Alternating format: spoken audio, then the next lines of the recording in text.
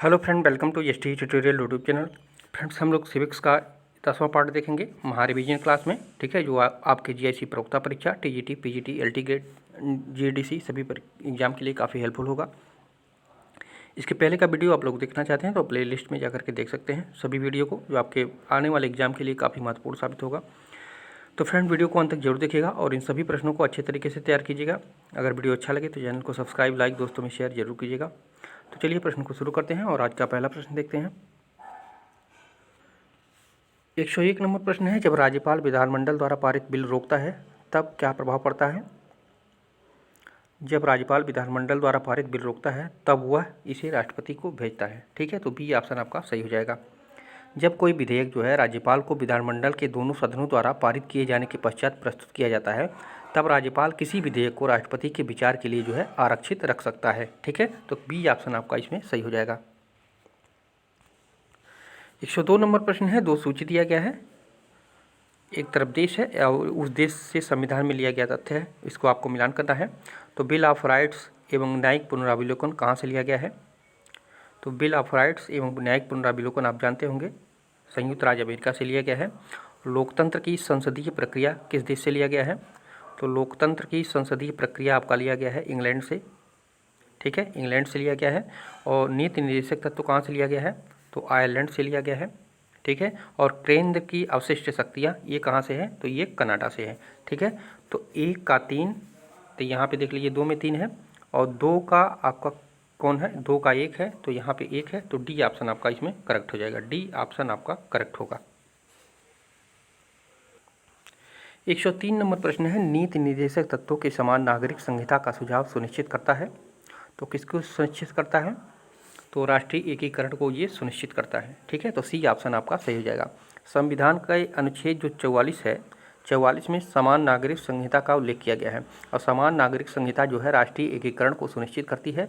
यह अनुच्छेद संविधान के भाग 4 में उल्लेखित राज्य के नीति निर्देशक तत्वों के अंतर्गत आता है। ठीक है, तो करेक्ट आंसर हो जाएगा आपका ऑप्शन नंबर सी। 104 नंबर प्रश्न है, भारत में न्यायिक पुनरीक्षा की शक्ति का उपभोग करता है तो कौन करता है? न्यायिक पुनरीक्षण शक्ति का उपभोग कौन करता है? तो उच्च न्यायालय एवं सर्वोच्च न्यायालय दोनों करते हैं। ठीक है, तो यहाँ पे सी ऑप्शन आपका सही हो जाएगा। संविधान के निर्माताओं ने न्यायिक पुनरावलोकन को अभिव्यक्त रूप से जो है मूल अधिकारों का एक भाग बनाया है। ठीक है, जिसमें अनुच्छेद 13 और उच्चतम न्यायालय है से संबंधित है। अनुच्छेद 32 जो है उच्च न्यायालय से है, उच्च है और ये उच्चतम है। और 226 जो है ये प्रहरी की भूमिका प्रदान करती है। ठीक है, तो यहाँ पे आपका सी ऑप्शन आपका सही हो जाएगा। 105 नंबर है, आंग्ल सरकार द्वारा स्थापित नौकरशाही की प्रारूप निम्न में से किसके सिद्धांत पर आधारित है? तो ये किसके सिद्धांत पर आधारित है? तो ये मैकाले के सिद्धांत पर आधारित है। ठीक है, बी ऑप्शन आपका सही हो जाएगा। ब्रिटिश शासनकाल में जो है भारतीय प्रशासनिक सेवाएं बहुत ही अधिक तीव्र गति से बदली और विकसित हुई हैं। ठीक है, इसका प्रमुख कारण यह माना जाता है कि ब्रिटिश शासन में साम्राज्यवाद तथा प्रशासनिक सुधार दोनों की दृष्टियों से जो है भारतीय लोक सेवाओं को एक प्रमुख क्षेत्र माना जाता है। और मैकाले और लिंगस्टन तथा ली फर्महान आदि प्रसिद्ध अंग्रेजों ने जो है भारत की प्रशासनिक सेवाओं को एक विशेष ढांचे में ढालने के लिए जो है गंभीर प्रयत्न किए हैं। तो यहाँ पे सी बी ऑप्शन आपका सही हो जाएगा। 106 नंबर प्रश्न है, भारतीय संविधान का कौन सा अनुच्छेद लोक प्रशासकों को संवैधानिक संरक्षण प्रदान करता है? लोक प्रशासकों को संवैधानिक संरक्षण प्रदान करता है। तो अनुच्छेद आपका 311 है। ठीक है, अनुच्छेद जो 311 है ये लोक प्रशासकों को जो है संवैधानिक संरक्षण प्रदान करता है। कोई भी सिविल सेवक उसकी नियुक्ति करने वाले प्राधिकारी के अधीनस्थ किसी प्राधिकारी द्वारा पदच्युत नहीं किया जाएगा या पद से नहीं हटाया जाएगा। दूसरे शब्दों में यदि उसे हटाया जाना है तो हटाए जाने के पहले उसकी नियुक्ति करने वाले प्राधिकारी या उसके तत्मशान रैंक का कोई अधिकारी इस बात पर विचार करेगा। ठीक है, इसका उपबंध जो है 311 के सब आर्टिकल 1 में दिया गया है। ठीक है, तो करेक्ट आंसर हो जाएगा आपका ऑप्शन नंबर ए। 107 नंबर प्रश्न है, खोखली स्वतंत्रता का मसीहा किसे कहा जाता है? खोखली स्वतंत्रता का मसीहा किसे कहा जाता है? तो ये जे.एस. मिल को कहा जाता है। ठीक है, बी ऑप्शन सही हो जाएगा। बारकर ने एक परिभाषा दिया था, मिल एक खोखली स्वाधीनता तथा काल्पनिक व्यक्ति का प्रतिपादन करने वाला पैगंबर था और उसके पास अधिकारों के संबंध में कोई दर्शन ही नहीं था। ठीक है, तो यहाँ पे भी ऑप्शन आपका सही हो जाएगा। 108 नंबर प्रश्न है, निम्न में से प्रथम आधुनिक विचारक कौन था? प्रथम आधुनिक विचारक कौन था? तो ये मैकियावेली था। ठीक है, डी ऑप्शन आपका करेक्ट हो जाएगा। मैक्सी ने जो है मैकियावेली को सबसे पहला आधुनिक राजनीतिक विचारक कहकर जो है पुकारा था। और डनिंग ने कहा था प्रिंस सबसे पहली महान रचना है जिसमें मध्ययुगीन चिंतन प्रणाली का परित्याग किया गया है। और गैटल ने कहा था मैकियावेली आधुनिक राजदर्शन का जनक था। ठीक है, तो यहाँ पे डी ऑप्शन आपका सही हो जाएगा। 109 नंबर प्रश्न है, किसने कहा राजनीतिक मूल्यों का वैध निर्धारण है? राजनीतिक मूल्यों का जो है वैध निर्धारण है, तो ये कहा था ईस्टन ने। ठीक है, ईस्टन ने अपनी एक प्रसिद्ध उनकी कृति थी या कहा जाए किताब थी, political system in inquiry into the state of political science. ठीक है, राजनीतिक प्रणाली राजनीतिक विज्ञान की दशा का अन्वेषण, जो इन्होंने 1953 में इसको लिखा था। ठीक है, इसके अंतर्गत उन्होंने स्पष्ट किया कि राजनीतिक का सरोकार मूल्यों का आधिकारिक आवंटन से है। ठीक है, तो यहाँ पे ए ऑप्शन आपका सही हो जाएगा। 110 नंबर प्रश्न है, निम्न में से किसको मध्यकालीन अरस्तु कहा जाता है? तो मध्यकालीन अरस्तु कहा जाता है सेंट थॉमस एक्विनास को। ठीक है, सेंट थॉमस एक्विनास को जो है मध्यकालीन अरस्तु के नाम से इनको जाना जाता है। मैक्सी एक विचारक है, उन्होंने लिखा था कि एक्विनास मध्ययुग का स्वर्गीय अरस्तु है। अपने अध्ययन काल में सर्वप्रथम संत थॉमस और अरस्तु के ग्रंथों से परिचय हुआ था और महान अल्बर्ट महान के शिष्य के रूप में उसने जो है अरस्तु का अध्ययन किया था। ठीक है, तो ये सेंट थॉमस जो था ये अल्बर्ट का शिष्य था। ठीक है, और इन्हीं की देखरेख में जो है अरस्तु को इन्होंने अध्ययन किया था पूर्ण रूप से। ठीक है, और इनको मैक्सी ने जो है मध्यकालीन अरस्तु के नाम से संज्ञा इनकी दी थी। तो यहाँ पे भी ऑप्शन आपका करेक्ट हो जाएगा। 111 नंबर प्रश्न है, विधि शासन की सर्वाधिक स्पष्ट व्यवस्था दी गई है। विधि शासन की सर्वाधिक स्पष्ट व्यवस्था दी गई है किसके द्वारा? तो एबी डाइसी के द्वारा। ठीक है, विख्यात ये ब्रिटिश न्यायवेत्ता थे एबी डाइसी। ठीक है, उन्होंने अपनी पुस्तक में जो है संविधान के कानून की रूपरेखा जो 1885 में दिया था उसके अंतर्गत इन्होंने इंग्लैंड के संविधान को विधि के शासन की संज्ञा दी है, परंतु आगे चलकर यह संवैधानिक शासन जो है का प्रमाण बन गया। ठीक है, तो यहाँ पे आपका डी ऑप्शन आपका सही हो जाएगा। 112 नंबर प्रश्न है, नाटो की स्थापना किस वर्ष हुई थी? नाटो की स्थापना किस वर्ष हुई थी? तो नाटो की स्थापना जो हुई थी 1949 ईस्वी में हुआ था। ठीक है, नाटो जिसका पूरा नाम है नॉर्थ एटलांटिक ट्रेटी ऑर्गेनाइजेशन, उत्तर अटलांटिक संधि संगठन, इसकी स्थापना जो है 4 अप्रैल 1949 को जो है अमेरिका की राजधानी वाशिंगटन में की गई थी। और ठीक है, और इस समय इसमें जो है सदस्यों की संख्या वर्तमान में 26 है और इसका मुख्यालय अगर पूछेगा तो मोन्स है। ठीक है, मोन्स जो बेल्जियम में है, तो बेल्जियम में है, तो इसको भी ये याद रखिएगा। 113 नंबर प्रश्न है, भारत ने गुट निरपेक्ष आंदोलन शुरू किया था, तो कब शुरू किया था? तो ये 1954 में। ठीक है, गुट निरपेक्षता की जिस नीति का प्रतिपादन भारत में किया गया था उसे धीरे धीरे उन अधिकांश देशों ने अपना लिया जो उपनिवेशवाद उन्मूलन के पश्चात तृतीय विश्व के देश कहलाए। और इस अवधारणा के विकास करने वाले जो है देशों ने मिलकर 1961 में गुट निरपेक्ष आंदोलन की स्थापना की थी। ठीक है, 1961 में हुआ था, सॉरी ये गलत हो जाएगा। ठीक है, 1961 में हुआ था और गुट निरपेक्ष आंदोलन की हुई थी और इसकी औपचारिक स्थापना जो है 25 गुट निरपेक्ष देशों में जो है बेलग्रेड सम्मेलन की गई और इस आयोजन में जो है भारत भी भाग लिया था। मिस्र तथा यूगोस्लाविया ने मिलकर नेहरू, नासिर और टीटो इस सम्मेलन के जो है प्रवर्तक माने जाते हैं। ठीक है, तो ये 1961 में हुआ था। ठीक है, तो ए ऑप्शन आपका करेक्ट हो जाएगा।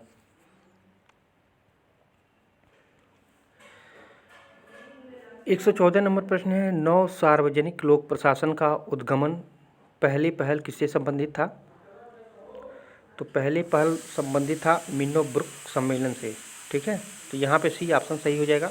नव सार्वजनिकवाद लोक जो प्रशासन था इसका उद्गम पहले मिनो ब्रुक सम्मेलन से था। ठीक है, 1968 के बाद जो है लोक प्रशासन के अध्ययन में जो है नवीन लोक प्रशासन ने इसको जो है बढ़ावा दिया। ठीक है, तो यहाँ पे सी ऑप्शन आपका सही हो जाएगा। 115 नंबर प्रश्न है, निम्नलिखित आवश्यकताओं के पदानुक्रम पर गौर कीजिए। तो सबसे पहले कौन सा आएगा?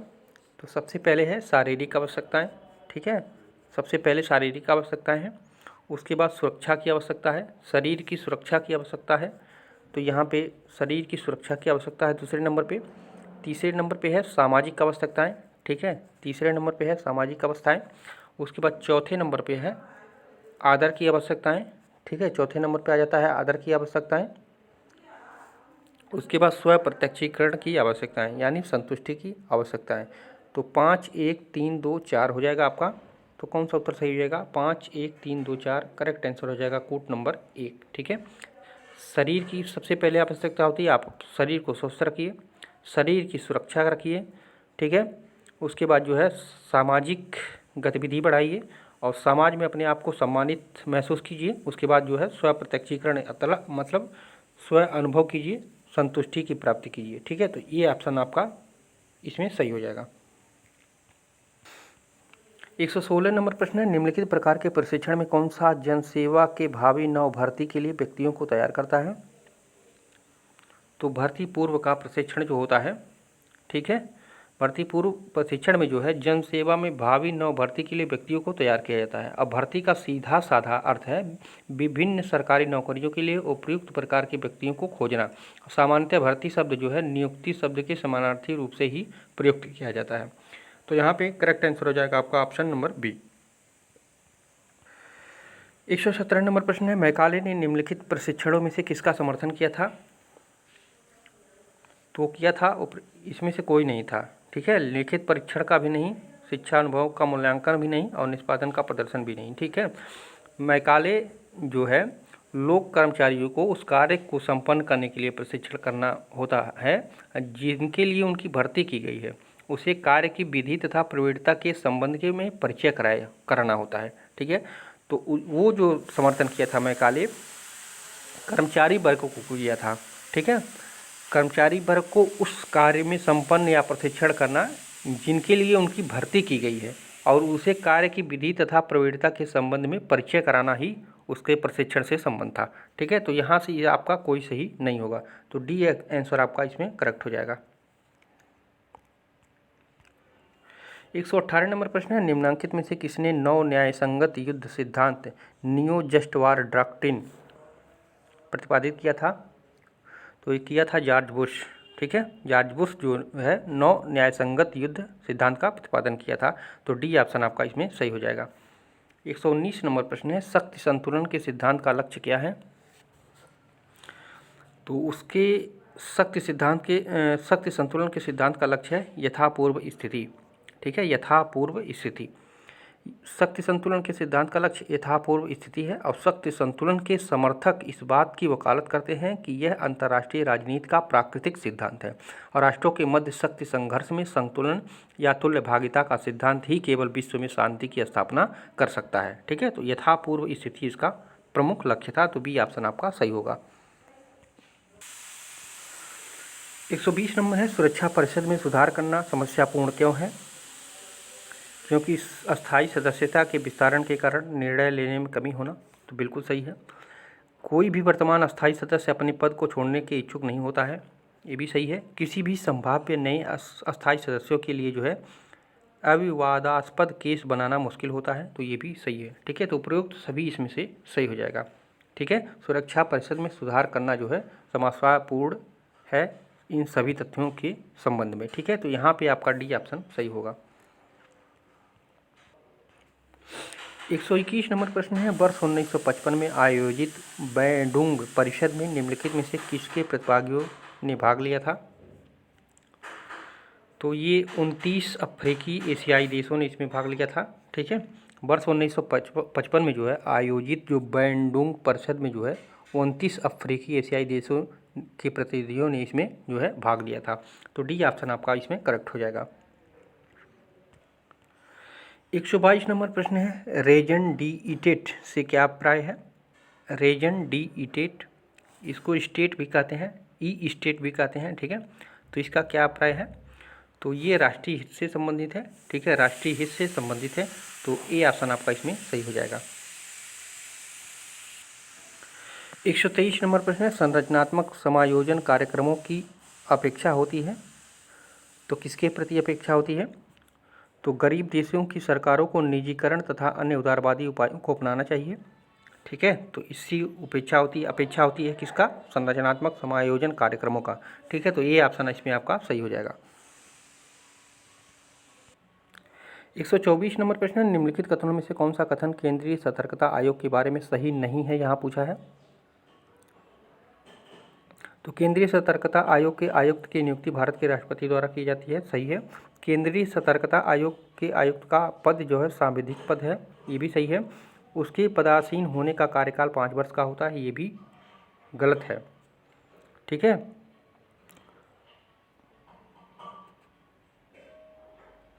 और उसे जो है सीबीआई की कार्यकारिता का अधीक्षण करने का अधिकार होता है। ठीक है, तो ये भी आपका सही है। ठीक है, तो सही नहीं कौन पूछा है? तो ये आपका ऑप्शन नंबर सी सही नहीं होगा। ठीक है, क्योंकि इसका जो कार्यकाल होता है ये 5 वर्ष का नहीं होता है। ठीक है, इसका कार्यकाल जो है,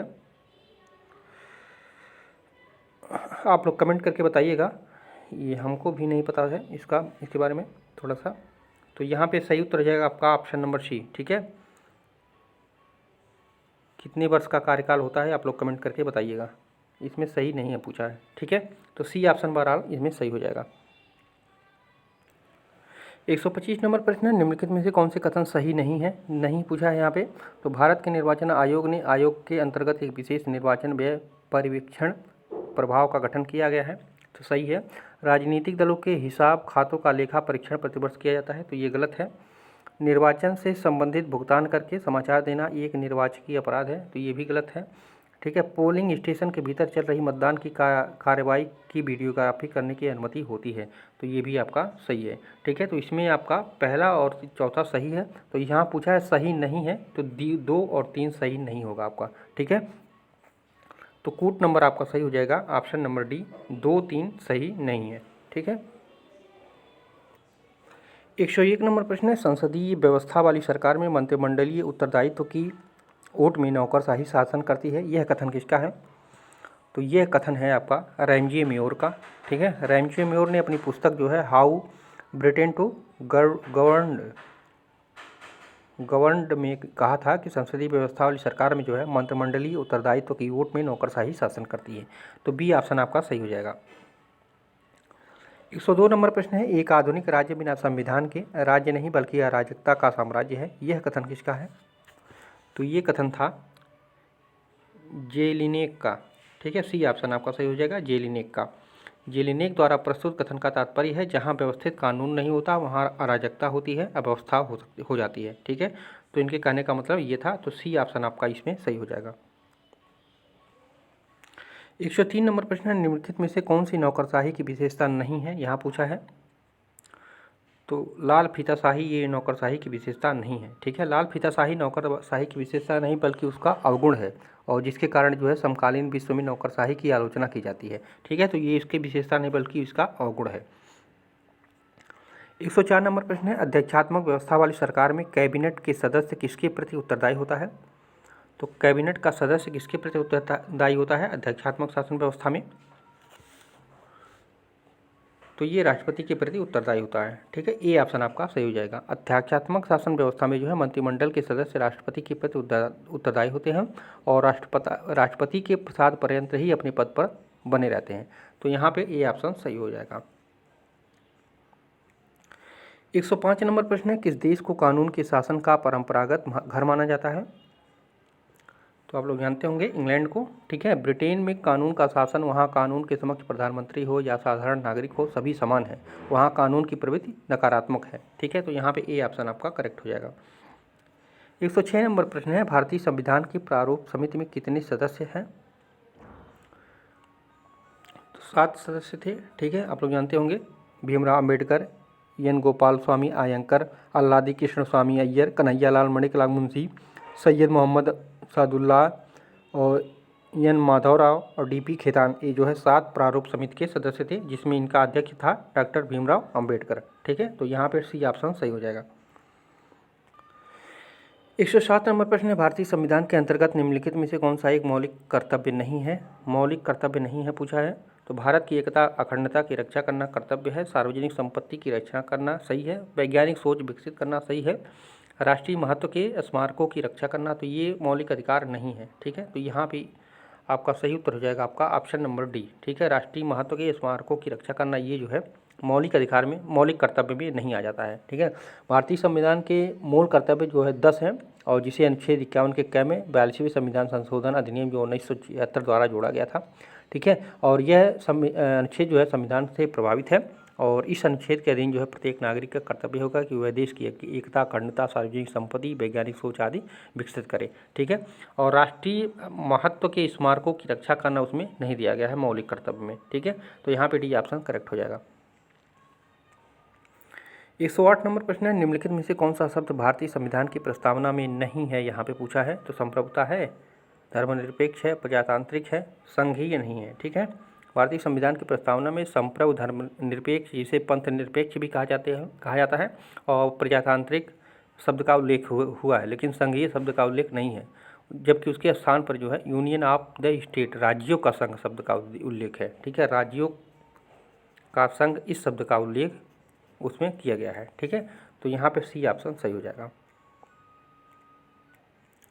109 नंबर प्रश्न है, भारतीय संविधान की धारा 32 संविधान की आत्मा तथा इसका हृदय है, यह कथन किसका है? तो आप लोग जानते होंगे भीमराव अम्बेडकर का है। ठीक है, तो बी ऑप्शन इसमें आपका सही हो जाएगा।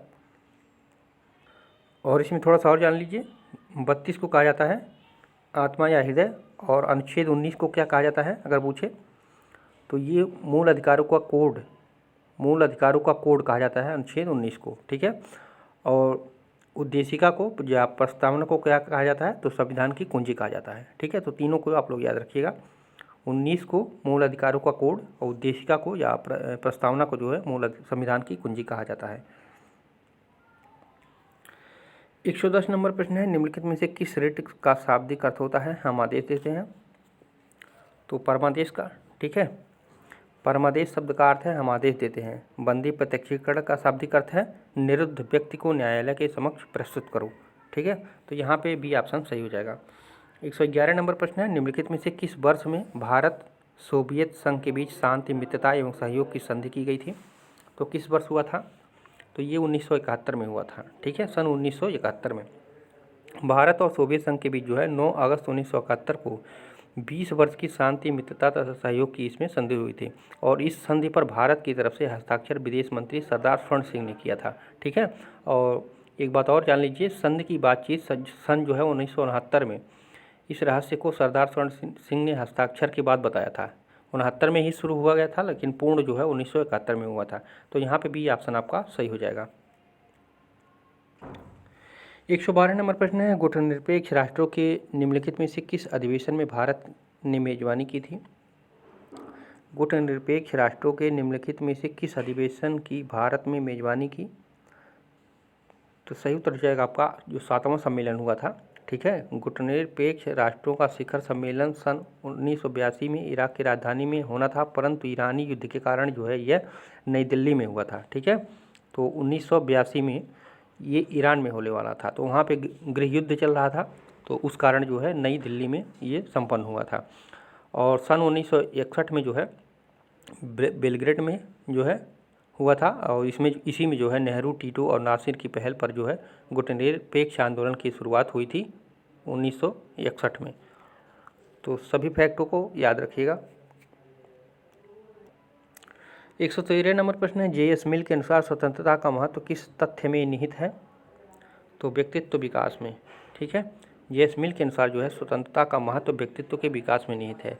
मिल इसके लिए न केवल सरकार के हस्तक्षेप के विरुद्ध है, बल्कि वह जनमत और परंपराओं के दबाव के विरुद्ध भी विचार अभिव्यक्त तथा कर्म की स्वतंत्रता का जोरदार समर्थन करता है। तो यहाँ पे बी ऑप्शन आपका करेक्ट हो जाएगा। 114 नंबर प्रश्न है, निम्नलिखित में से कौन संयुक्त राष्ट्र का मुख्य अंग नहीं है? यहाँ पूछा है, नहीं है। तो महासभा, आर्थिक एवं सामाजिक परिषद, ट्रस्टीशिप काउंसिल, यूनेस्को, तो ये नहीं है। ठीक है, यूनेस्को नहीं है संयुक्त राष्ट्र का मुख्य अंग। ठीक है, कौन कौन से हैं? महासभा है, सुरक्षा परिषद है, अंतर्राष्ट्रीय न्यायालय है, आर्थिक तथा सामाजिक समिति है और सचिवालय का जनरल सेक्रेटरी है, जो ट्रस्टीशिप काउंसिल कहा जाता है। ठीक है, यूनेस्को जो है ये संयुक्त राष्ट्र का अंग नहीं है। तो यहाँ पे डी ऑप्शन आपका सही हो जाएगा। 115 नंबर प्रश्न है, गुट निरपेक्षता एक विचार है, एक वास्तविकता है, एक आंदोलन है तथा इतिहास परिवर्तन की एक बड़ी ताकत है। यह कथन किसका है? तो ये कथन है आपका जवाहरलाल नेहरू का। ठीक है, जवाहरलाल नेहरू ने इसको बेलग्रेड सम्मेलन में, जहाँ इसकी स्थापना की गई थी 1961 में, वहाँ पे इस परिभाषा को उन्होंने दिया था। ठीक है, तो ए ऑप्शन आपका करेक्ट हो जाएगा। 116 नंबर प्रश्न है, प्रशासन अब इतना विशाल क्षेत्र बन गया है कि प्रशासन दर्शन अब जीवन दर्शन के समीप आ गया है। यह कथन किसका था? तो पॉल एपलबी का था। ठीक है, बी ऑप्शन इसमें सही हो जाएगा। प्रशासन अब इतना विशाल क्षेत्र बन गया है कि प्रशासन दर्शन अब जीवन दर्शन के समीप आ गया है।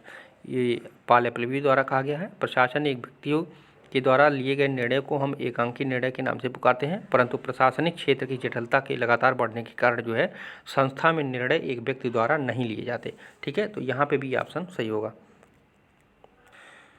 117 नंबर प्रश्न है, लोक निगम प्रकार का प्रशासन क्या हासिल करने की चेष्टा करता है? लोक निगम प्रकार का प्रशासन क्या हासिल करने की चेष्टा करता है? तो सार्वजनिक जवाबदेहिता का कारोबारी दक्षता के साथ मिश्रण। ठीक है, ये सही हो जाएगा। सार्वजनिक जवाबदेहिता का कारोबारी दक्षता के साथ जो है मिश्रण करना चाहता है कौन? लोक निगम प्रशासन।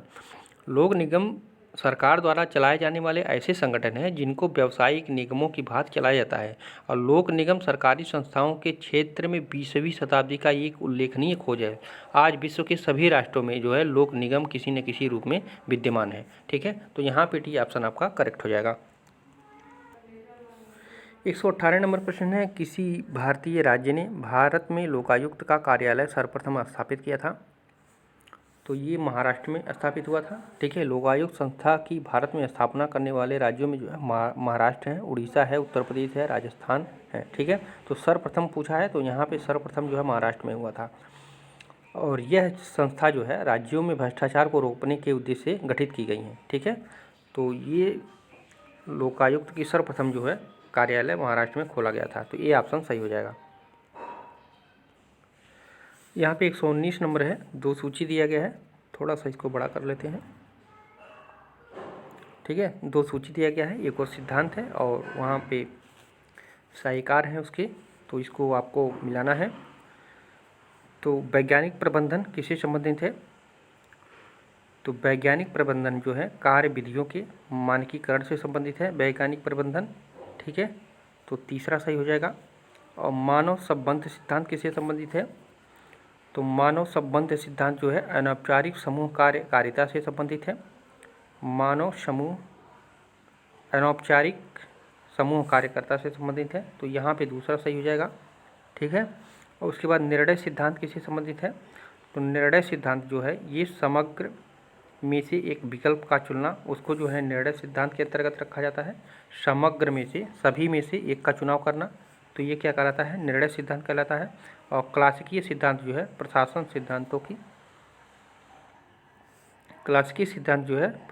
सिद्धांतों की रचना से संबंधित है। ठीक है, तो एक सही हो जाएगा। तो 3, 2, 4, 1 आपका कूट सही हो जाएगा।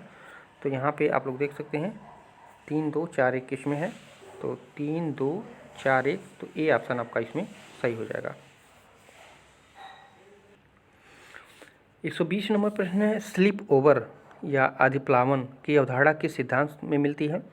स्लिप ओवर या अधिप्लावन की अवधारणा किस में मिलती है? तो ये क्षेत्रीय एकीकरण में मिलती है। ठीक है, क्षेत्रीय एकीकरण में स्लिप ओवर की अवधारणा क्षेत्रीय एकीकरण सिद्धांत में मिलती है। क्षेत्रीय एकीकरण का सिद्धांत जो है विभिन्न क्षेत्रों के एकीकरण पर बल देता है, भले ही उस क्षेत्र में कितनी भी विविधता क्यों ना हो। ठीक है, तो यहाँ पे बी ऑप्शन करेक्ट हो जाएगा। 121 नंबर प्रश्न है, निम्नलिखित समितियों के गठन का सही अनुक्रम बताएं, नीचे दिए गए कोड का सही प्रयोग करें। तो बलवंत राय मेहता समिति की स्थापना कब हुई थी? तो 1957 में। ठीक है, एम.एल. सिंघवी समिति की स्थापना कब हुई थी? 1977 में। ठीक है, तो और जी.वी.के. राव समिति की इसकी स्थापना 1985 में हुआ था। ठीक है, और नहीं, अशोक मेहता समिति 1977 में हुआ था ना, और एम.एल. सिंघवी जो हुआ था 86 में हुआ था। एम.एल. सिंघवी 86 में हुआ था। ठीक है, और GV राव 85 में हुआ था। तो सबसे पहले कौन आया था 1985, उसके बाद जो है ML सिंघवी 1986, उसके बाद सबसे पहले आया था बलवंत राय मेहता समिति 1957 में, तो पहला हो जाएगा। उसके बाद दूसरे नंबर पे आया था 85 आएगा, 77 आएगा, तो चौथा आ जाएगा अशोक मेहता समिति 1977 में आया था, ठीक है। और दूसरे नंबर पे आया था कौन सा, तीसरे नंबर पे आया था आपका ML सिंघवी समिति 1986 में, 1986 में ML सिंघवी समिति आया था, तो कौन सा हो जाएगा, दूसरा हो जाएगा। और उसके बाद जो है आया था ML सिंघवी समिति 1986 GK।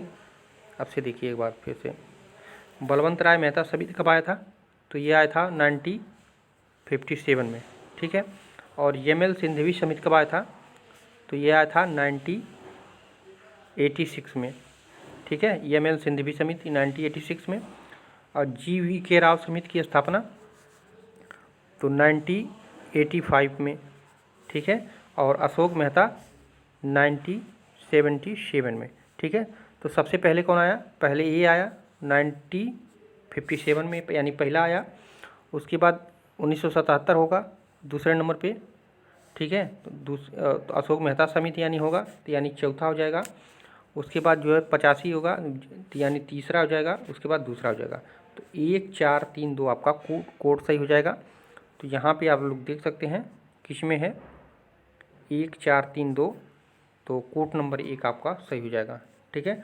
तो सन को आप लोग याद रखिएगा, ये बैठाने का क्रम हमेशा पूछता रहता है, ठीक है। तो सारे सन को आप लोग याद रखिएगा। 122 नंबर प्रश्न है, लोकपाल और लोकायुक्त बिल 1968 जिसे लोकसभा ने पारित किया वह निरर्थक हो गया, क्योंकि चतुर्थ लोकसभा की समावधि से पहले भंग होने के कारण जो है ये निरर्थक हो गया था। भारत में ओम्बुड्समैन प्रस्ताव यानी लोकपाल का गठन करने के से संबंधित प्रस्ताव जो है 1968 में संसद में प्रस्तावित किया गया और 1969 में जो है लोकसभा द्वारा पारित करने के पश्चात इसे राज्यसभा में विचार के लिए प्रस्तुत किया गया, मगर इसी बीच जो है संसद के भंग होने के कारण इस पर जो है कोई विचार नहीं हो पाया था। तो यहाँ पे डी ऑप्शन आपका सही हो जाएगा। 123 नंबर प्रश्न है, निम्नलिखित कमेटियों में से किस कमेटी की रिपोर्ट में कहा गया कि सामूहिक विकास कार्यक्रम और राष्ट्रीय विस्तार सेवा लोक उत्साह को जगाने में असफल रहे हैं। तो किस रिपोर्ट के अनुसार ये कहा गया था, तो ये बलवंत राय मेहता कमेटी रिपोर्ट जो आई थी उसमें ये कहा गया था, ठीक है। तो यहाँ पे डी ऑप्शन सही हो जाएगा। सामुदायिक विकास कार्यक्रम की सफलता के दावों की जांच करने के लिए जो है 1957 में बलवंत राय मेहता की अध्यक्षता में एक समिति का गठन किया गया था और इस दल ने अपनी रिपोर्ट में बताया कि सामुदायिक विकास कार्यक्रम की बुनियादी त्रुटि यह है कि जनता का इसमें जो है कोई सहयोग नहीं मिल रहा है, ठीक है। तो डी ऑप्शन आपका इसमें सही हो जाएगा। 124 नंबर प्रश्न है, रिश्वत निवारण के लिए संथानम कमेटी की स्थापना किस वर्ष की गई थी, तो ये 1962 में किया गया था, ठीक है। 1962 में भारत सरकार के गृह मंत्री द्वारा जो है भ्रष्टाचार की समस्या का समाधान करने और इसका निवारण हेतु सुझाव प्रदान करने के लिए जो है संथानम की अध्यक्षता में एक समिति की नियुक्ति की गई थी, कब 1962 में, ठीक है। तो बी ऑप्शन सही होगा। 125 नंबर प्रश्न है, न्याय उदारवाद एवं समानता की नवीन अवधारणा किस राजनीति शास्त्र ने प्रेषित किया था, तो ये जॉन रॉल्स ने किया था, ठीक है। ए ऑप्शन आपका करेक्ट हो जाएगा। जॉन रॉल्स की एक पुस्तक थी ए थ्योरी ऑफ जस्टिस और उसी में उन्होंने उदारवाद में निहित न्याय को पुनः स्थापित करने का प्रयास किया, जिसमें जो है न्याय एवं समानता को उदारवाद के साथ नवीन अवधारणा के रूप में स्थापित किया गया था। तो यहाँ पे ए ऑप्शन आपका सही हो जाएगा। तो फ्रेंड्स ये रहे महत्वपूर्ण 50 प्रश्न। कैसा लगा वीडियो कमेंट करके जरूर बताइएगा। अगर वीडियो अच्छा लगा हो तो चैनल को सब्सक्राइब कर लीजिएगा और लाइक जरूर कीजिएगा। फिर मिलते हैं अगले वीडियो में। पूरा वीडियो देखने के लिए आप सभी को धन्यवाद।